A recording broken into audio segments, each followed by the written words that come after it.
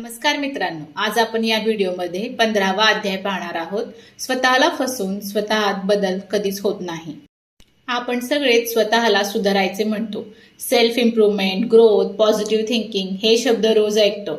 पण एक मोठा प्रश्न आहे, जर आपण स्वतःलाच फसवत असू तर सुधारणा कशी होणार? समजा घरात खूप घाण साचली आहे आणि आपण दिवसभर सुगंधी अत्तर फवारत बसलो. घर स्वच्छ होईल का? नाही. कारण घरामध्ये घाण आहे हे आपण मान्यच केलं नाही. आपल्या मनातही असंच चालू असतं. एखाद्याला खूप राग येतो, पण तो स्वतःला सांगतो, मी रागीट नाही, लोकच वाईट आहेत. ही स्वतःची फसवणूक आहे. जोपर्यंत तो स्वतःला म्हणत नाही, हो माझ्यामध्येच राग आहे, तोपर्यंत काहीच बदलणार नाही. आपण काम टाळतो, पण आपण म्हणतो माझ्याकडे वेळ नाही.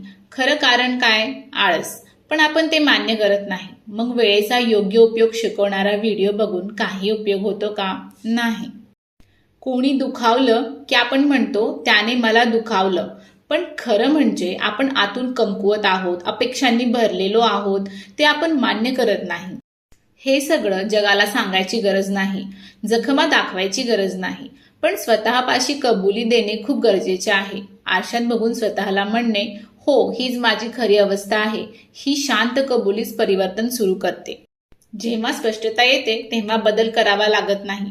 खोटेपणा आपोआप गळून पडतो. जसं अंधार काढावा लागत नाही, फक्त दिवा लावला की अंधार जातो. स्पष्टता म्हणजे तो दिवा आहे.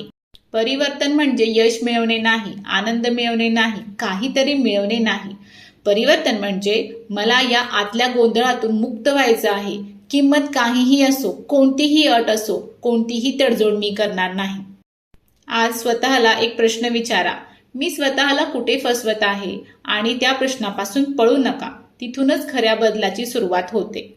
खरी सुधारणा तेव्हाच सुरू होते जेव्हा तुम्ही स्वतःलाच फसवणे थांबवता. स्वतःची अवस्था जशी आहे तशी पाहता आणि बदल आपोआप घडू देता. म्हणजे स्वतःबद्दल खोटे समज ठेवणे थांबवा. आपण जिथे आहोत, जसे आहोत ते प्रामाणिकपणे पहा. बदल जबरदस्तीने करायचा नसतो, तो नैसर्गिकरित्या घडतो. सुधारणा करायची नसते. स्पष्टता आली की सुधारणा आपोआप होते.